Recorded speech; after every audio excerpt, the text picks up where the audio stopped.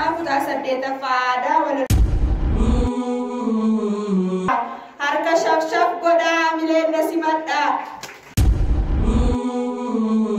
bokkaan diinaa cimaadha gufuun diinaa tokkodha. Kutaa 8ffaa walaloon kiyya walaloo gooticha keenya kabajamaa Haacaaluu Hundeessaatii arras kunoo deebi'ee barsiisaaf barsiisonni akkam jirtaree firaa seenaa ajaa'ibaa qabadhee kunoo dhufeetiin jira. Harka shaf godhaa mileena simadhaa argasumaan gammadaan hubadhaa.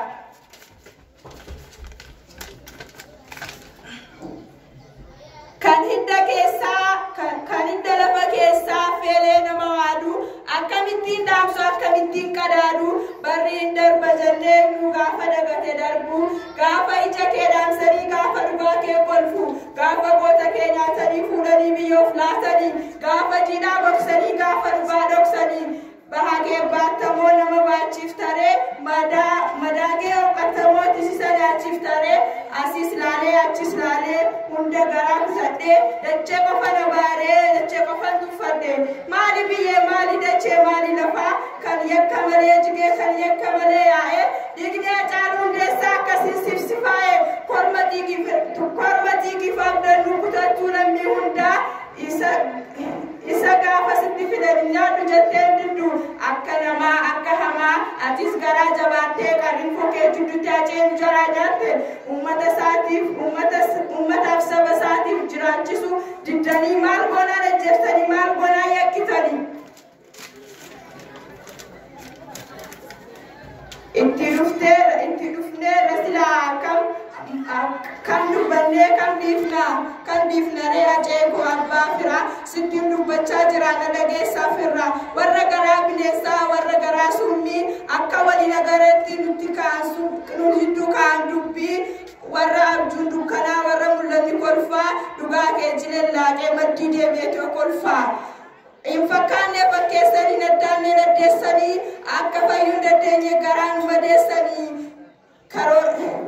garaan madeessanii dhoksanii karoorsanii dhoksanii hasaasanii biyyootti silaaqanii maaliif safuu cabsite intala naan hin jiina an safuun cabsine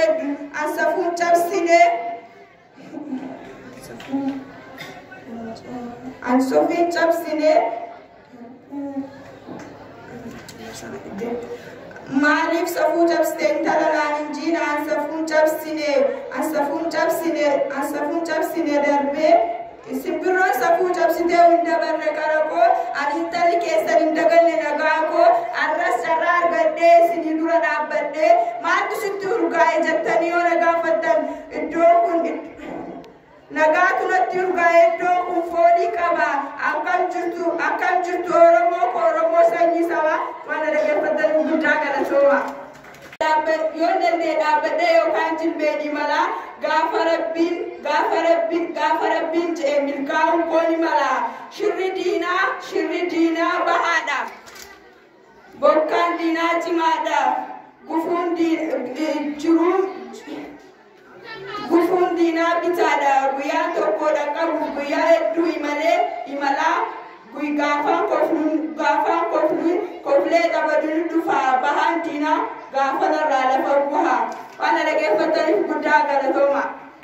Baay'ee galafoomannaa irra deemtanii harka shan godha.